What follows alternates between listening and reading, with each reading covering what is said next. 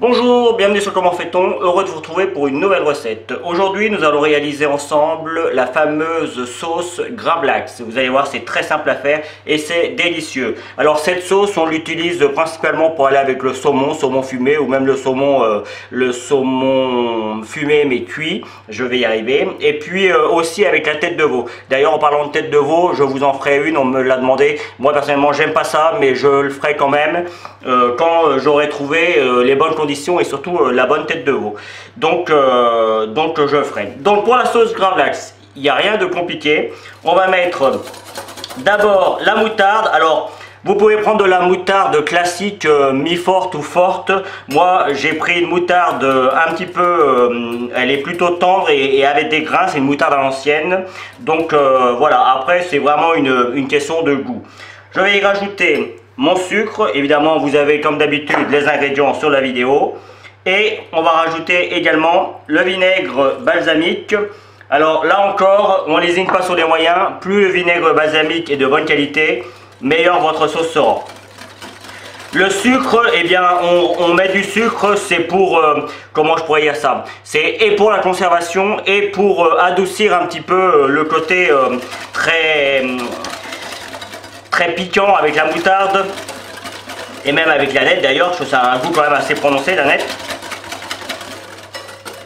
Alors évidemment, étant donné que je mets de la moutarde avec des petits grains, elle ne ressemblera pas forcément à celle que vous allez voir sur d'autres vidéos. Mais le principe reste le même. Là, moi, la moutarde, c'est juste une question de choix. Donc voilà, vous voyez, il n'y a rien de compliqué. Je vais rajouter une bonne pincée de sel. Alors je mets des gants parce que j'ai les mains un petit peu abîmées pour le moment. Je bricole. Et parfois on se blesse, donc c'est mieux de mettre des gants. Hop. Personnellement, je ne mets pas de poivre. Je vous conseille personnellement de ne pas en mettre, mais après chacun fait comme il veut. Maintenant, il ne nous reste plus qu'à ciseler la nette. Vous voyez, la nette, hein, ça ressemble à ça. On en trouve à peu près partout. Si vous en avez dans votre jardin, c'est top. Donc il faut un gros bouquet hein, quand même. Là je dois avoir 30 grammes il me semble. Donc vous voyez, hein, ça paraît pas beaucoup 30 grammes, mais ça fait un beau bouquet. Donc pour ciseler la nette, moi je fais un petit peu comme avec le persil ou avec d'autres choses, vous voyez. Alors évidemment je l'ai lavé, je l'ai essoré. Et vous voyez, hop, le fait de le mettre un petit peu... en boule, ça permet de le découper plus facilement. Alors le fait d'avoir des gants, c'est moins facile pour faire ce que je fais. Parce que je vois pas trop bien mes doigts. Ce serait quand même dommage de je coupe en direct.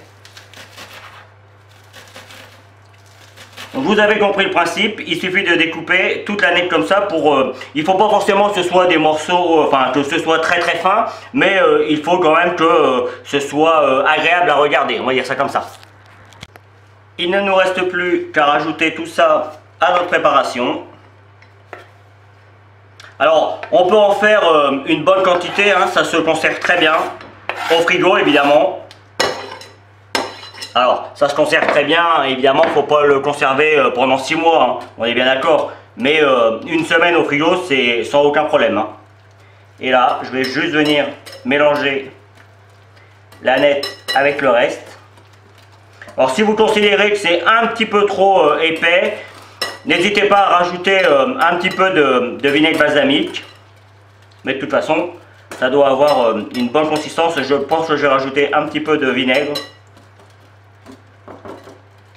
Hop. Voilà, je vais récupérer mon vinaigre. Comme quoi, il faut toujours s'adapter. Hein. Malgré l'habitude qu'on peut avoir en cuisine, il faut toujours s'adapter. Voilà, là pour moi c'est pas mal. Certains diront que c'est encore un petit peu épais. Moi je l'aime bien quand c'est comme ça, quand ça vient, comment dire, napper le saumon ou la viande. Là c'est top. Évidemment on laisse bien reposer avant de servir. Moi je vais mettre ça dans un petit bol pour faire la présentation de la fin de la vidéo. Et ce sera terminé. Voilà. La vidéo va se terminer sur cette jolie petite image. J'ai pris comme toujours beaucoup de plaisir à réaliser cette recette. J'espère que vous en prendrez tout autant à la regarder. Vous avez certainement dû voir apparaître les liens qui vont vous permettre d'aller sur mes réseaux sociaux, n'hésitez pas. Et puis vous le savez, si vous continuez encore un petit peu, vous avez également le lien qui va vous permettre de vous abonner à ma chaîne YouTube, le lien qui va vous permettre d'aller sur la plateforme Tipeee si vous avez envie de soutenir mon travail. Et puis je vous donne 2 autres recettes de petites sauces tout aussi simples à faire que celle-ci. A bientôt sur Comment fait-on. Merci pour votre fidélité. Salut!